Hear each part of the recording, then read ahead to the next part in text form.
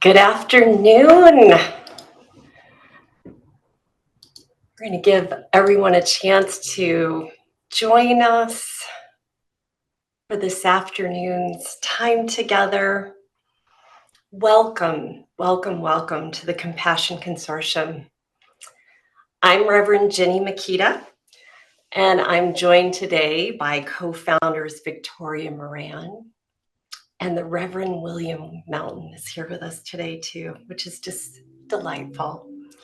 We're also joined by Animal Chaplain Jen Baker and our irreplaceable tech guy, Phil. Reverend Sarah is in Las Vegas, and I will be joining her tomorrow out there. Thankfully, I'm flying out from Michigan, and it's very cold here. In fact, we might even get snow again this week, so I'm delighted to be going to Vegas. She wanted me to assure you that what happens in Vegas at the Humane World for Animals conference will not stay there, that she will report back next month so that you get to hear what happens when we all get together at Caesar's Palace with a bunch of animal protection folks. In order to ensure we don't have disruption during the service, you may have noticed that the Zoom feature, the sharing functions have been turned off. But we do look forward to seeing and hearing from each of you at the end of today's service when we'll be together in breakout rooms. We meet for the Sunday service once each month. If you're new to us, welcome. We are an interfaith, interspiritual, and interspecies community. If these concepts are new, I invite you to read more about our approach and philosophy at the link that Jen is putting in the chat. It is compassionconsortium.org for those of you watching today on the YouTube replay. So what I'm going to share with you right now is just a quick little share about how I believe how we learn to be brave in advocacy, animal advocacy. Last month, I was invited to testify on behalf of Attorneys for Animals, a nonprofit here in Michigan, before the Natural Resources Commission, which is an arm of the Michigan Department of Natural Resources.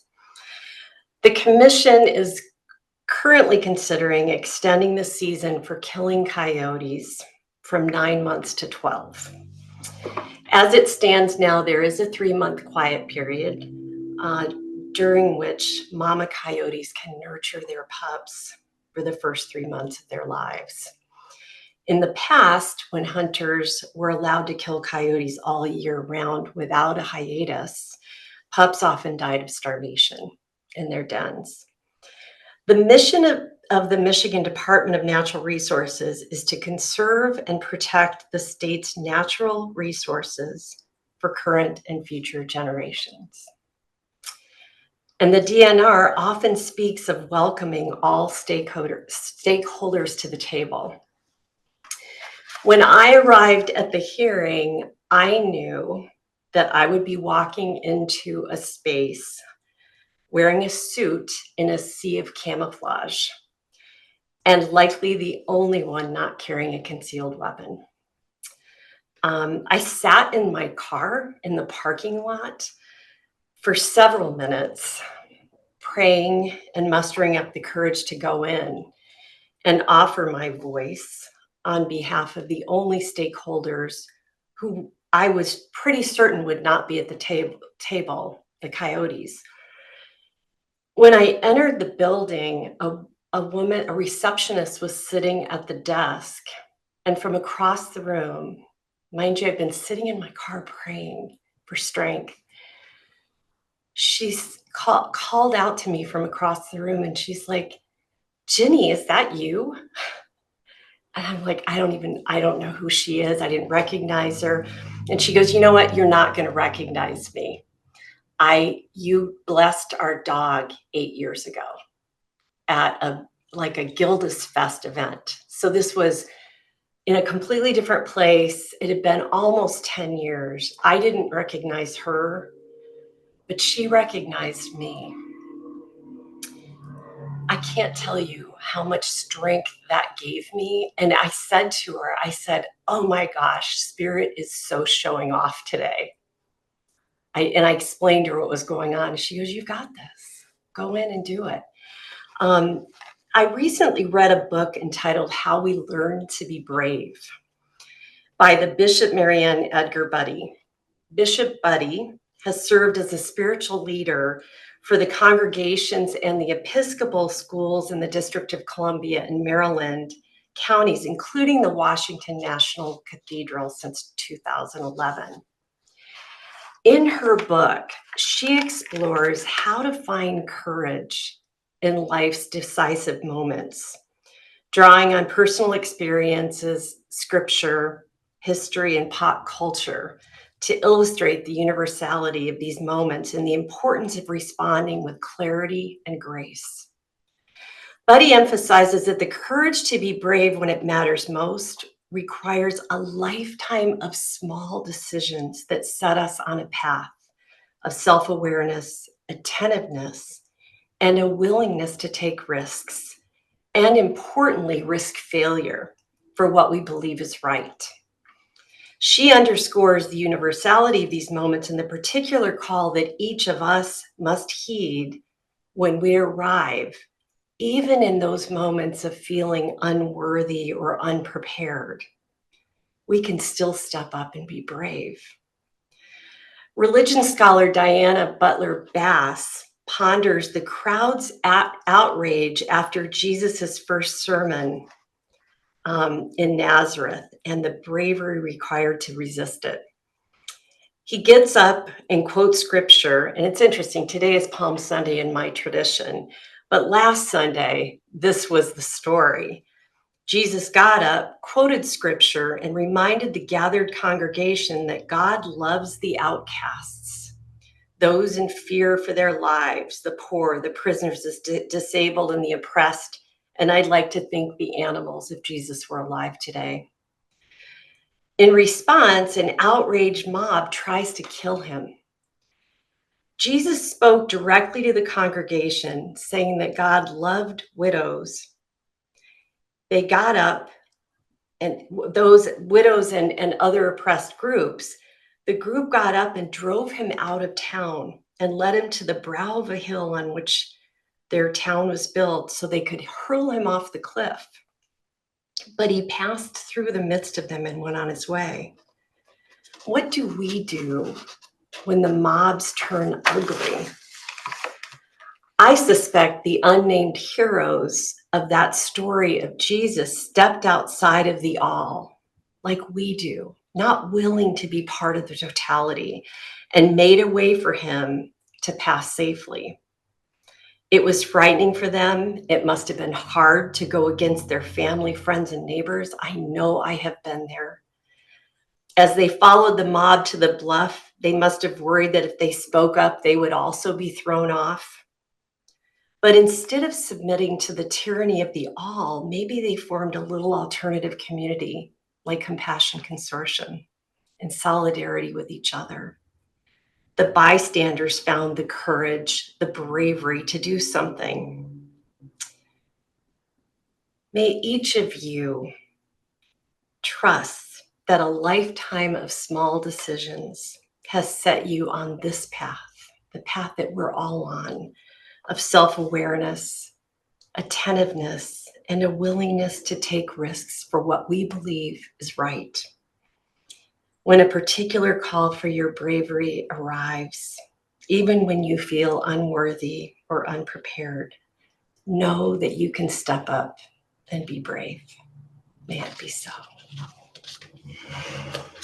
And now I'd like to introduce Victoria. Hello, everybody. This is the time in our service when we read one of our tenets of agreement. And it's very special today because our reader is going to be the person who wrote the first draft of these tenets of agreement. You can read them all at the Compassion Consortium website. He'll be reading tenet number 4 today, and he is none other than Compassion Consortium creator and co-founder, and my husband, Reverend William Melton. William is an attorney. He is an interfaith ordained minister. He is an animal chaplain. He's a vegan lifestyle coach and educator. He's been going through some hard times, but he is here today to read for us. So welcome, William. I suffer from aphasia. Most of you probably haven't heard of aphasia because most people haven't heard of that.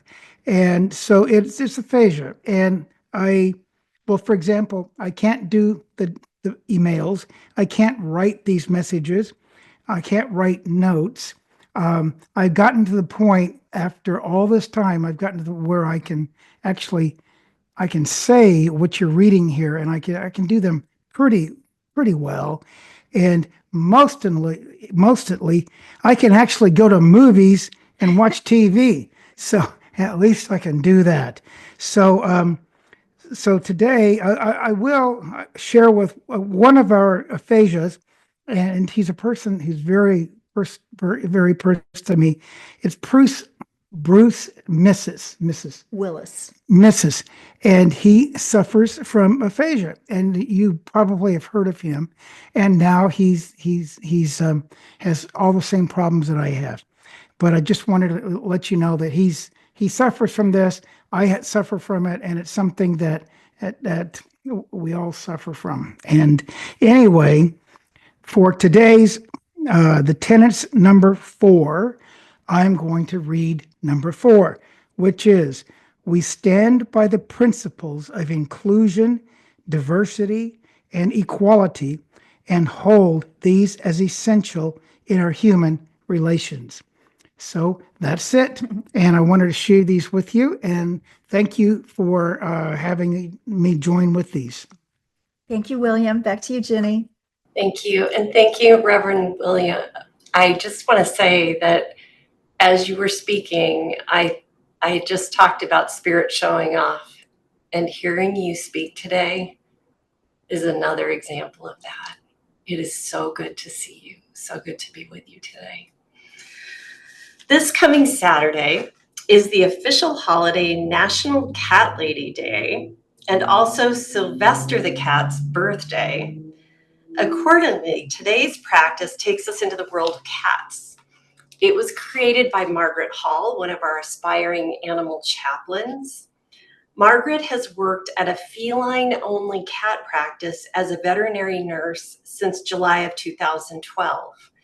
Prior to that, she worked as the healthcare coordinator for a rescue society, a registered nurse who decided to give up humans for cats, her true love. Margaret lives with her husband, Jeff, and their 18 cats. All were rescued from shelters in Massachusetts, New York, Georgia, and Hawaii. She has a particular affinity for diabetic cats. Taking care of the clouder is pretty much all she has time for, but if she does find a few minutes of downtime, she enjoys walking the coastline at her favorite beach, taking pictures of her cats, and reading, usually about cats.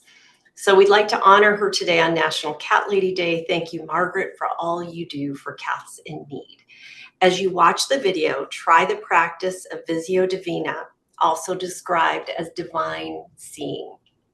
Instead of just watching, look with deep intention and deep breathing, trying to connect with the divine and felines. I invite you to take a few deep breaths. Once again, settle into your seat. And because this is a practice you may want to share with others, it will be posted directly on our YouTube channel. Here we go.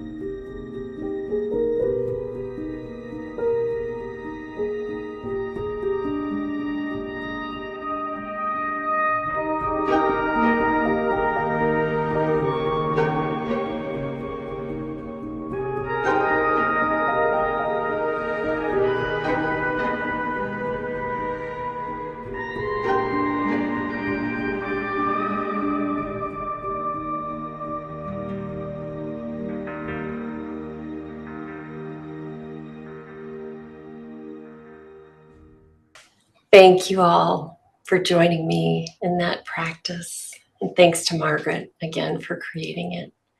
And now it's back to you, Victoria. Thank you so much. Happy Palm Sunday to those who are celebrating that. And I am certainly celebrating, among many other things, the fact that we have as our special spiritual guest today someone that I admire to the moon and back, Wayne Hsiung. If you are an animal protectionist, you know Wayne, you know him by reputation. He is an attorney. He founded Direct Action Everywhere. He is now heading up and is general counsel for simpleheart.org.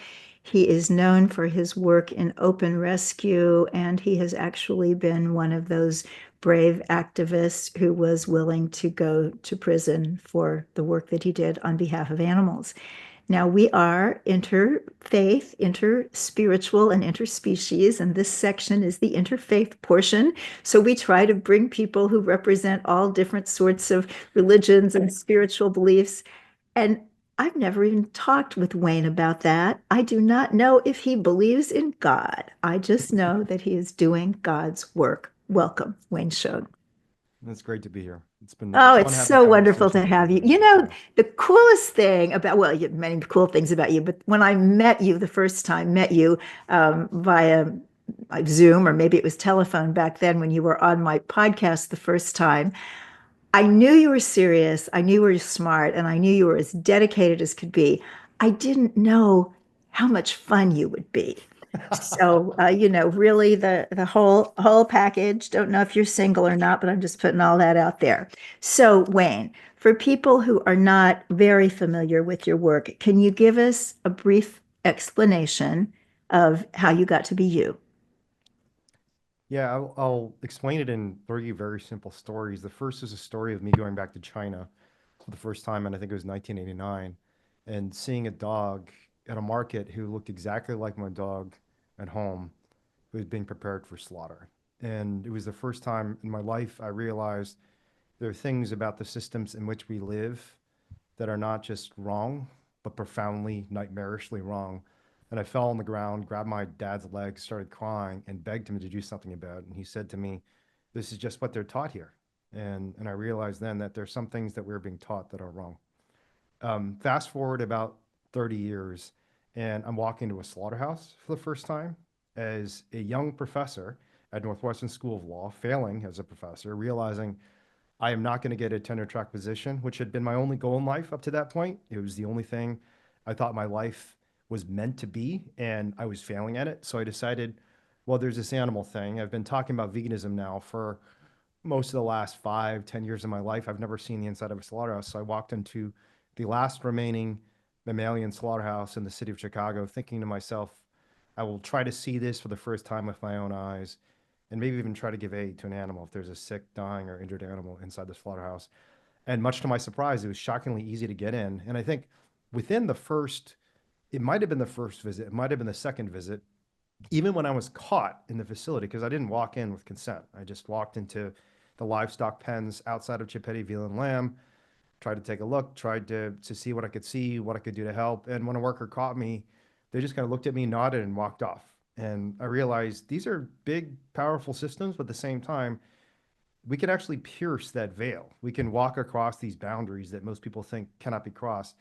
And even though on that day I didn't save an animal, because much to my surprise, the little lambs and the little veal calves at the slaughterhouse were in fact multi-100-pound animals. It turns out a veal calf at slaughter weight is typically 400 pounds, and a lamb at slaughter weight is 140 pounds. So these little creatures that I thought I could carry out the way I'd carry out a puppy or a kitten were too large for one human being to carry. And then I'll fast forward again about 10 years from 2007 to 2017 when I launched what Direct Action Everywhere called the Open Rescue Network, which is a network of activists training, supporting, and legally defending one another in efforts to rescue animals from factory farms, slaughterhouses, and labs. And so for the last 10 years, that has been my primary focus in life as a lawyer, as an activist. I've been prosecuted now about a dozen times. We've won most of the cases.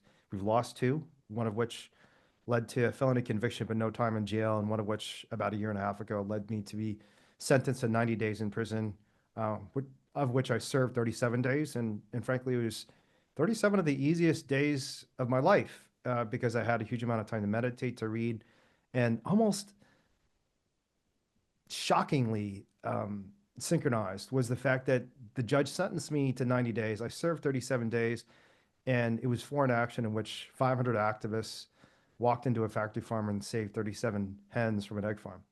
So that's kind of what I've been up to the last 10 years, and I'd love to share more about our efforts to try and save animals from factory farms and tell their stories of the world.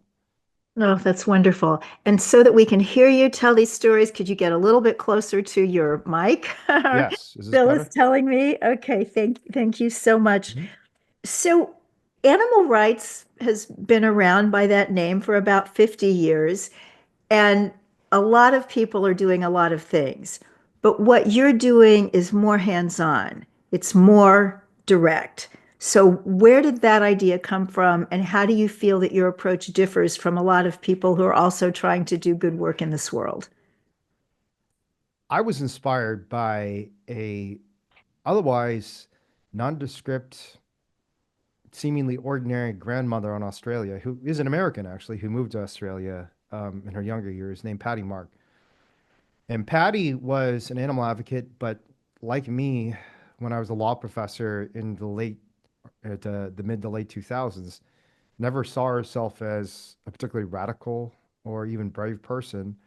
But when she found out there were hens collapsed and being thrown away in the litter, essentially the dead pile, the compost of an egg farm, who were just basically slowly wasting away and dying. And the employees were so concerned about this, they tried to report to the company management and to even to government officials that these animals are being left to starve to death.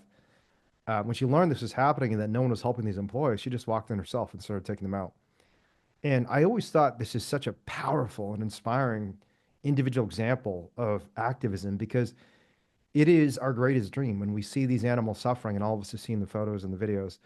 The thing that we want more than anything else, the thing that we know these animals want is to be rescued. You know, they don't want to suffer. They don't want to be trapped. They don't want to be scared. And here's this woman who is showing with our own hands, our own bodies, our own actions, we could change the life of an individual animal and use those stories to change the world because it turns out open rescue, since Patty brought it to the United States, and I believe it was the late 1990s, has been crucial to so much of the development of a farm animal movement in the United States. So many people don't know this, but the original team at Compassion Over Killing, Josh Balk, Paul Shapiro, Miyun Park, started doing open rescues, got in the Washington Post with that work, and then launched the farm animal team at the Humane Society of the United States.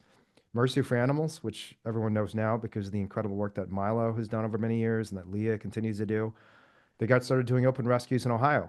And so much of the attention around farm animals is triggered by people taking this incredibly powerful form of nonviolent direct action and then using those stories to provoke a broader cultural awareness about what happens to animals. I think the main thing that makes our efforts different over the last 10 years is the effort to scale. So what Milo, then Nathan did, what Miyun did, what Patty did, all incredibly powerful stories and dramatic examples of the power we all have individually to transform the life of at least an individual animal. But what is even more transformative, not for one individual animal, but potentially for billions of animals, is when you can create movements and networks of direct action. And that's what great movements have done over the last 100 years, whether it's Susan B. Anthony deciding to vote, being tried for it, criminally convicted of it in the late 19th century, the civil rights movement, so many examples from the lunch counter sit-ins, the 1960s, to Rosa Parks in the 1950s, of people seeing the world broken in some way and deciding that the way to change the world is just to be the change you want to see in the world. And most recently, gay rights, where there's so many gay rights activists who are terrified about the prospect of even just saying who they were, being open, even if they're loved ones, their family members, about some basic element of who they were and what they believed, the person they loved. And in the 1980s and 90s, there was an incredibly inspiring and courageous movement that inspired so many Americans to come out of a closet and say, this is who I am, and it's not wrong. And I think what the social scientific research shows on this is direct action is incredibly powerful, even on an individual level. You have examples like Rosa Parks deciding to sit on that bus seat and refusing to leave when the bus driver told her she had to leave just because of the color of her skin. But what really creates systemic change is when it's not just one individual, but when that one individual lights a spark that triggers a mass movement. And the mass movement doesn't actually have to be that large. I mean, the most common figure cited within social scientific literature and research is 3.5%. And there's literally a rule called the Rule 3.5%, pioneered by a Harvard political scientist named Erica Chenoweth. And the rule is this, that every movement in history that has been able to achieve 3.5% of the population in sustained, nonviolent direct action. And those two words are both very important. It has to be sustained, so it can't be just a flash in the pan. You go out and do one march and you're done. Also has to be nonviolent. And nonviolence does not just mean our actions, it also means our words. We have to have love in our words and our rhetoric. And that's one of the things that King did so beautifully and Gandhi did so beautifully. But if you're able to do that, essentially every movement has succeeded when it's reached that minimum threshold of 3.5%. I think Erica Chenoweth has now found 2 movements where that was not true. But out of an exhaustive, probably the most exhaustive empirical study of social movements in social scientific history, hundreds and hundreds of cases, she was only able to find 2 that exceeded 3.5% of the population of a community and did not succeed. So I think the big thing that we are trying to do that's different is mobilize not just 1 or 2 people, or not just traditional NGOs, you know, Mercy for Animals and HSUS and Compassion Over Killing, now Animal Outlook, all do extraordinary work, but they're primarily run by paid staff. What the civil rights movement did, what the gay rights movement did, was they were able to inspire hundreds of thousands of ordinary people who were not paid staff, who were just volunteers who believed in a vision of a kinder world, to get out there and sacrifice something themselves too. And that's when change happened. That's pretty powerful stuff. And you personally have changed so many minds. And I've read that in these cases, not just yours, but others that actually go before juries, sometimes the jurors come out being animal activists. Do you have any stories about that? Yeah, I was actually just hanging out with one of them. Probably the most surprising animal activist that I have recruited in my life. Lynn is a architectural engineer. I think his background is industrial engineering, and he works with architecture firms. He actually started his own architecture company in southern Utah. He is, by his own description, conservative. He's in Utah, a Mormon state. He was raised Mormon, is now not as religiously connected to the Mormon church, but certainly culturally, you know, very much identifies with the Church of Latter-day Saints. Has never been involved in activism his entire life. He is in his 60s now, retired, has grandkids. And he was called for jury service. And he told me on day 1 of the trial, when the judge described the facts of the case, just a very brief summary, when the prosecution gave its opening statement, his response is, "This is a waste of time. These people are clearly guilty. What are we here for?" We don't even need a jury for this case, because they clearly broke into the farm. They stole some property. They're going to go to jail. And in fact, the company at issue, Smithfield, which essentially controls the entire county because 1 in 4 employees of the entire county work for Smithfield, was apparently going to demand 5 years in prison for me. And I have no doubt the judge would have given them 5 years. So, but something pretty miraculous happened when we went to trial. Immediately after hearing me speak for the first time, Lynn said, "Wait, there's something more about the story that I haven't been told by the prosecution. Frankly, I haven't been told by even society as a whole about what happens to these animals and who these animals are." And I described to Lynn and the other jurors my experience of seeing Lily collapse on the floor of the factory farm. I described to them some of the evidence, not just from us, but even from the factory farm itself, that they had 2 million pounds of dead piglets they were throwing into a landfill next door every single year, of just piglets. That close to 20% of the piglets were not even making out alive because they had been selectively breeding these mothers to give birth to so many piglets. And their bodies are breaking down from so many pregnancies that 20% of the piglets, which means hundreds of thousands of piglets every single year, were dying from starvation or being crushed to death.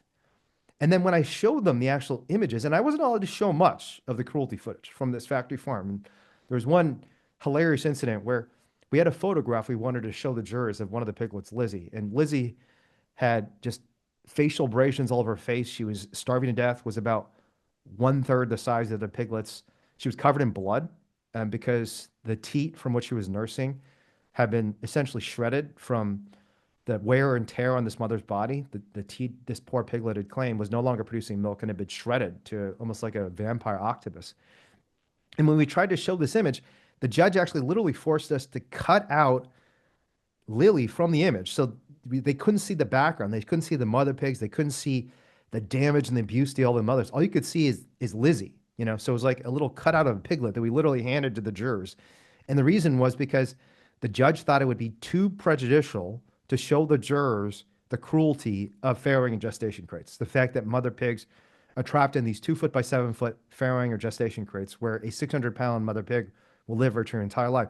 But notwithstanding all of that, even just hearing about this one piglet, and the judge had to allow us to present evidence of at least the one piglet, because after all, we were being accused of stealing this piglet. If we couldn't present evidence about the piglet, there's no defense that's even possible. And frankly, we got pretty close to that. The judge excluded so much of the evidence in this case that I think it was close to 90% of our proposed exhibits were excluded from court.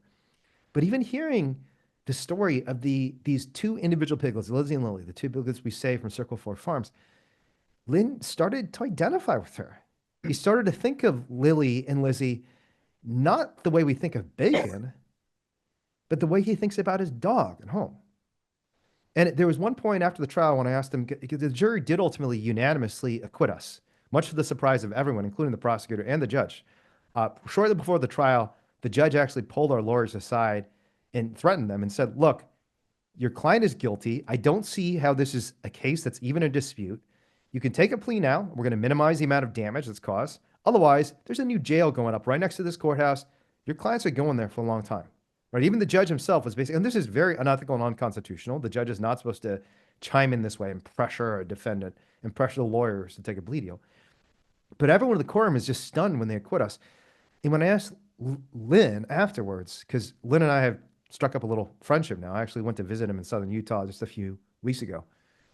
When I asked Lynn shortly after the verdict, what was it? What drove you to act in a fashion that's contrary to your prior beliefs, contrary to your own dietary habits, contrary to the pressure of your entire community? And to this day, Lynn says, when I go out golfing, people say like, oh, you were one of the people who was in that pig trial. And they laugh at him, they mock him, they point at him. And what he explained to me and what he explains to all of his golf buddies and all the other conservatives and rural people in southern Utah that he works with and he plays golf with is, I saw this little piglet. I heard Wayne tell me stories about her, and I realized I liked her alive a lot more than I liked her dead. And that is something that's true of almost all of us. When most people see an animal, whether it's in a nature documentary, whether it's an animated film, or whether it's a dog or cat in their own lives, most human beings want to fight for life. They want to fight for consciousness and sentience. They don't want to fight for death and suffering.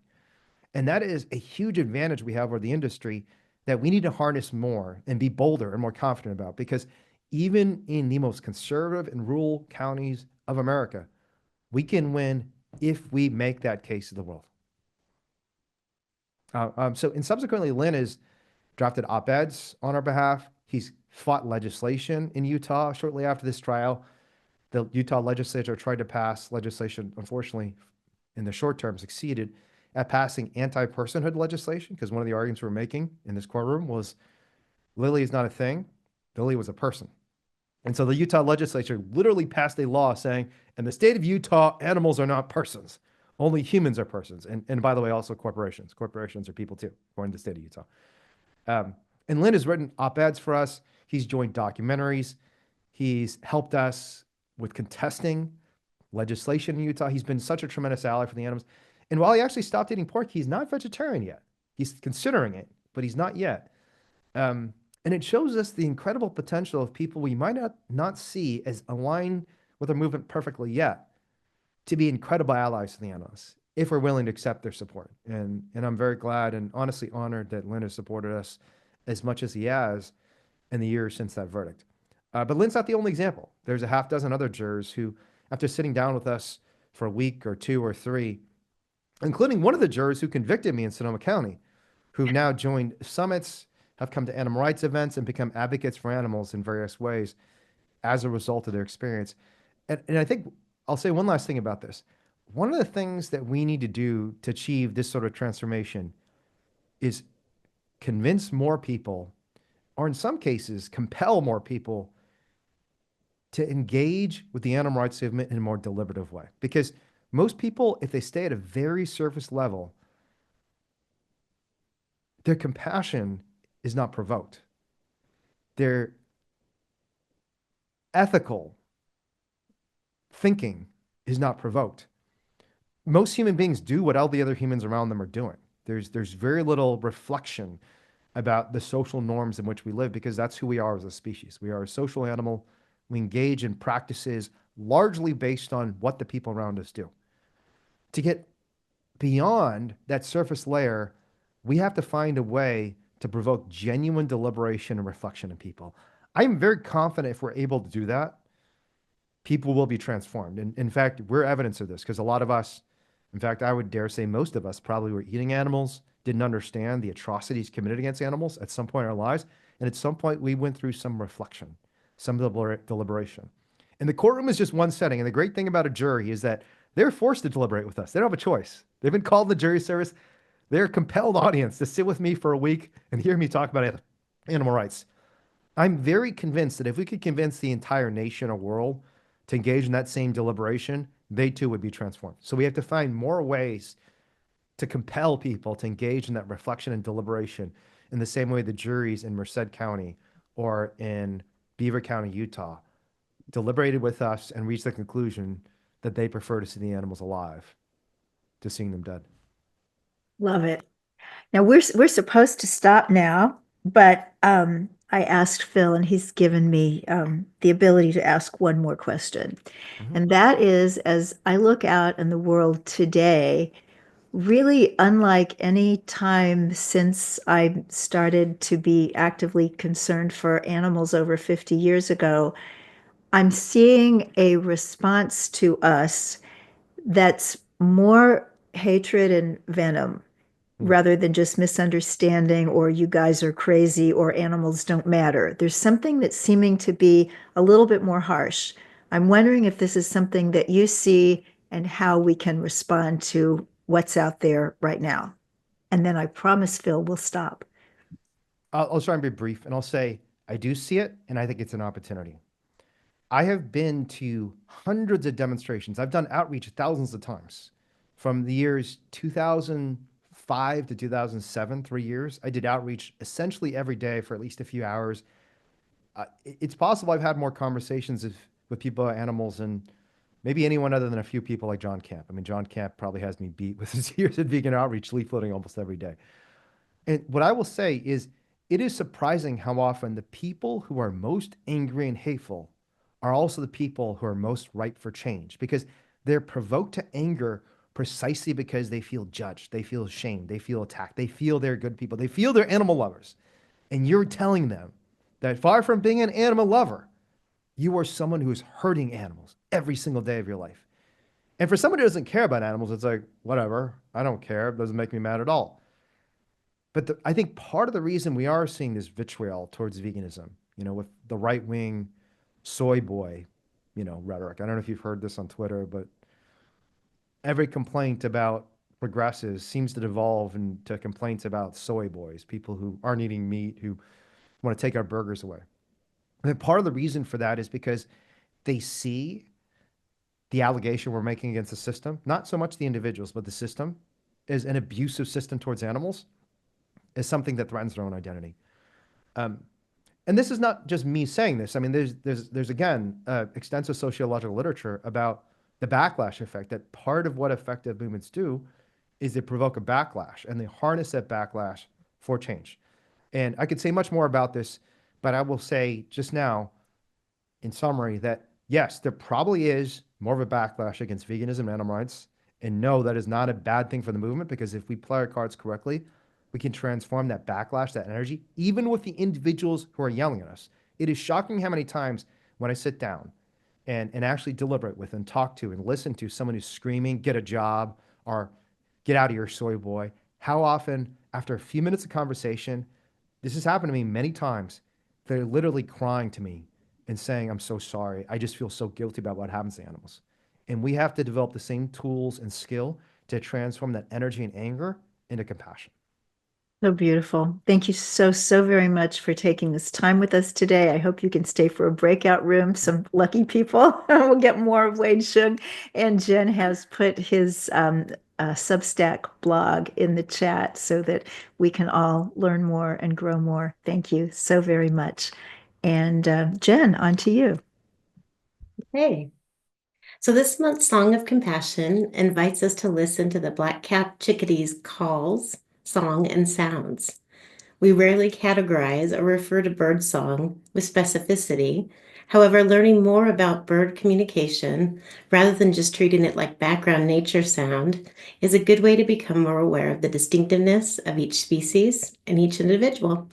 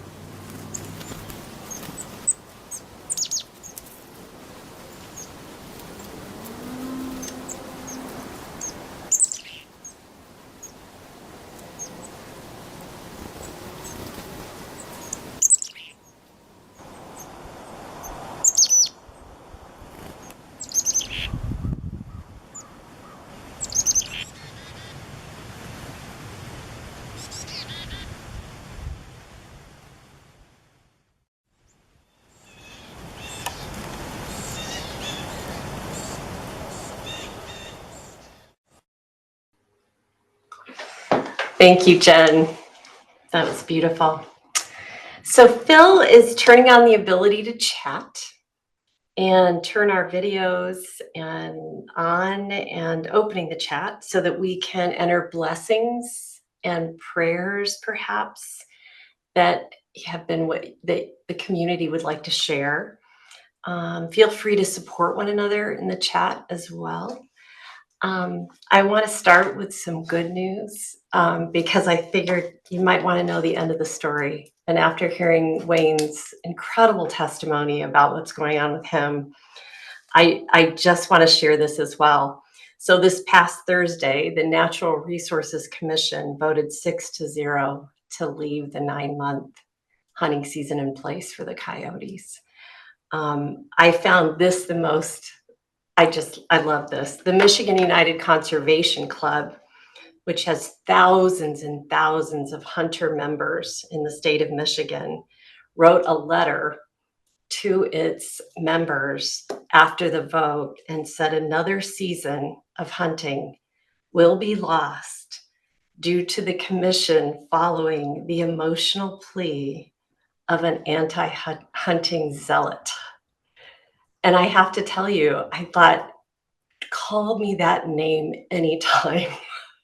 So anyways, that is my good news to start tonight, that we really are, tonight for me in Michigan.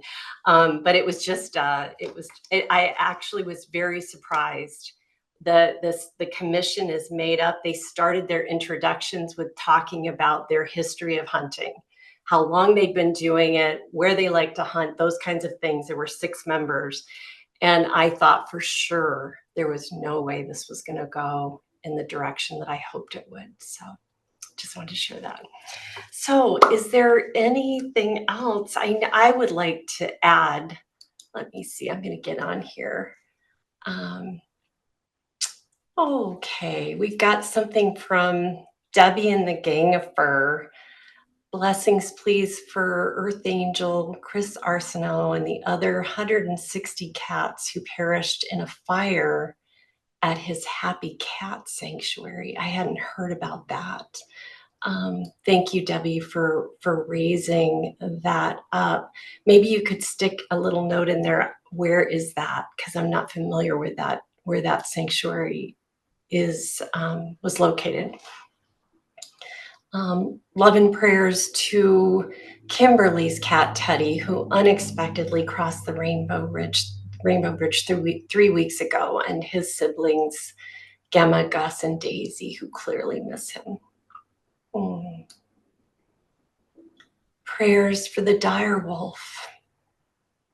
That's so interesting that you would raise that, Lisa. I just saw there's an article about maybe you saw that, and that's where that came up. But there is an article about they've done some I don't know how they've done this. Scientists have somehow drawn DNA from some of the fossils and believe they have recreated the dire wolf, which it's fascinating. I had just been out in the Brea tar pits out in LA, where they have discovered a number of skulls from them, but apparently they've somehow used the DNA from that to bring them back, which is fascinating.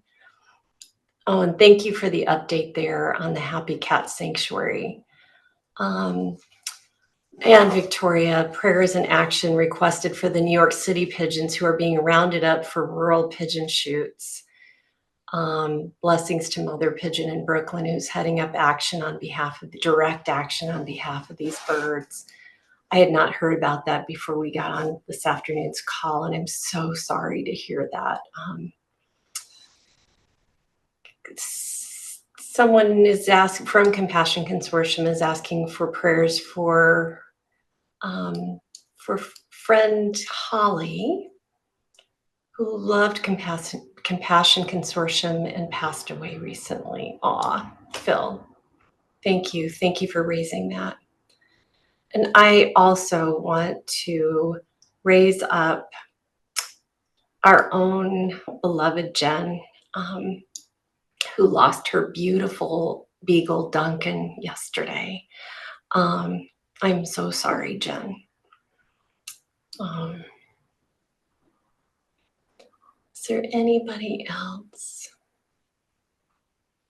And Cheryl's raising the issue. There is nowhere for the wolves to live, and I'm actually, Michigan has got, we're doing there's a group getting together because we have wolf issues in Michigan, as many of you may know.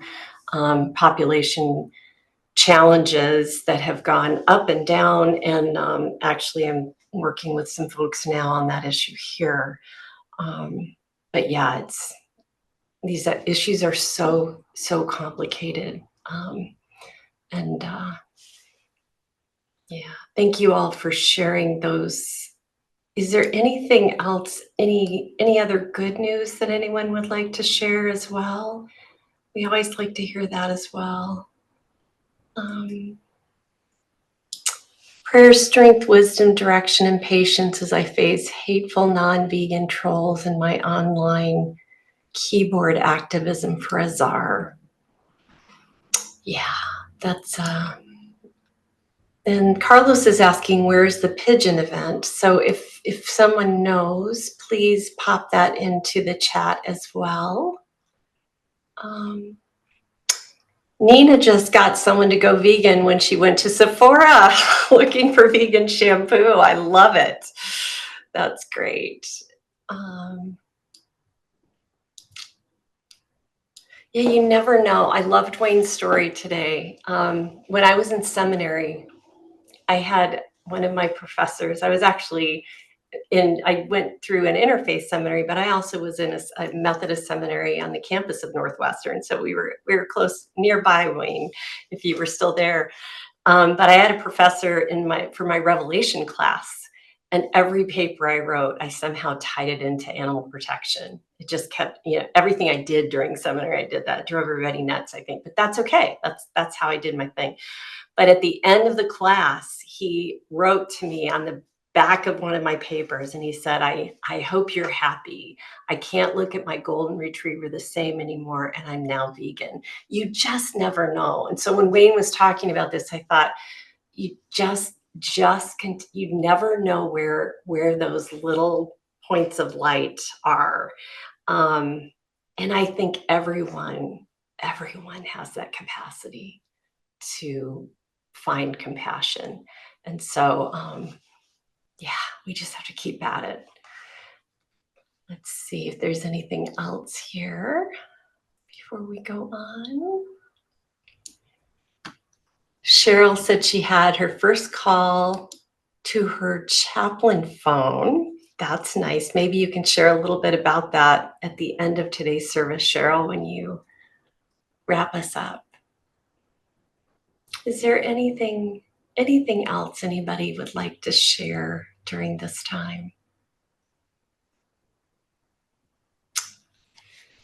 Maybe close our eyes and we'll just for a moment, in the silence, think about all the names, all the concerns, the grief, the joy, all of it. It all belongs.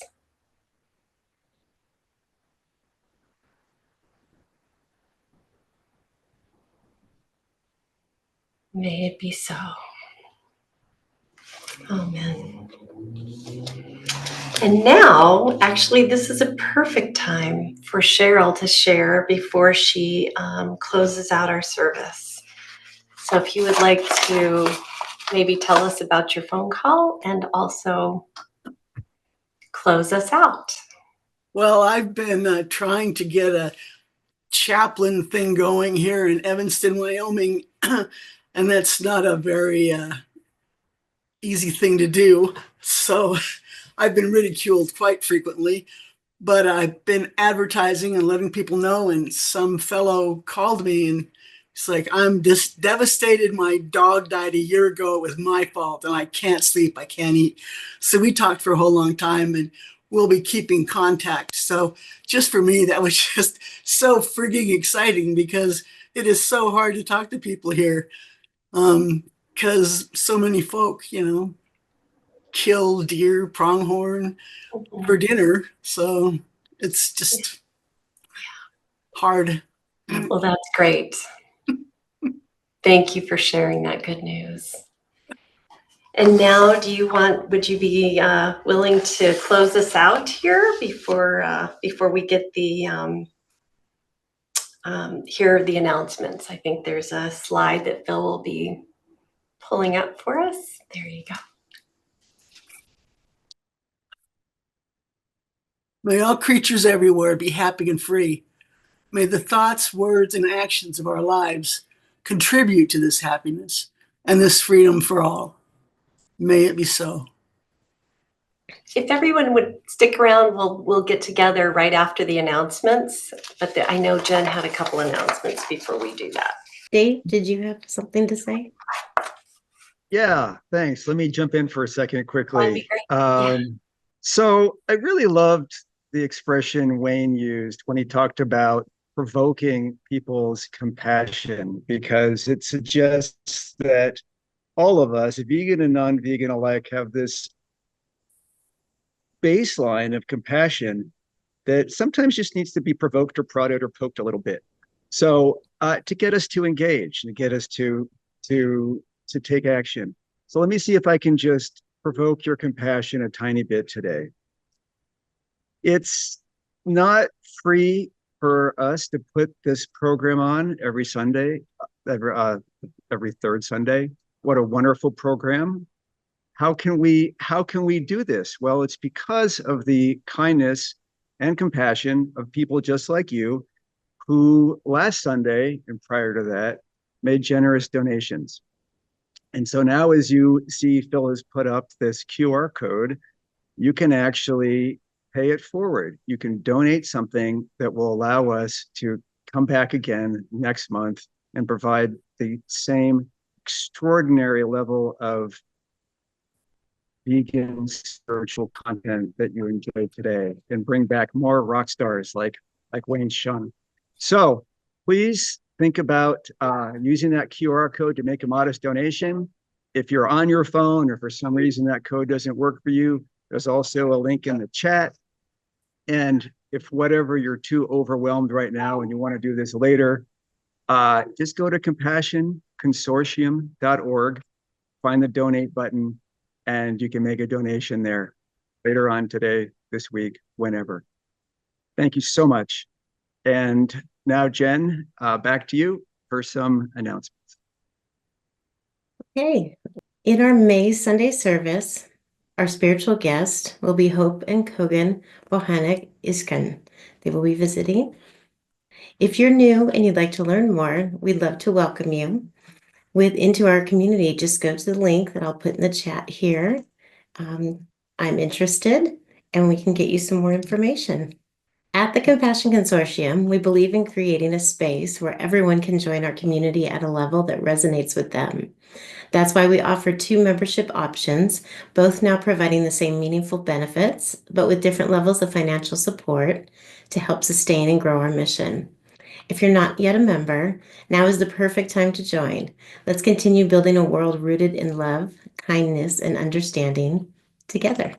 All right. In our monthly newsletters, we highlight different compassionate actions people in the Compassion Consortium community are taking. If you have a compassionate action you'd like to share, please submit it to compassionconsortium@gmail.com.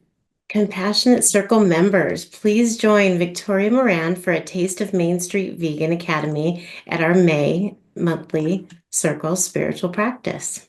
Join us for Homo Ahimsa Rising, the Whole Planet Spirituality Forum and Retreat at Unity Village, Missouri on October 16th through the 19th, 2025.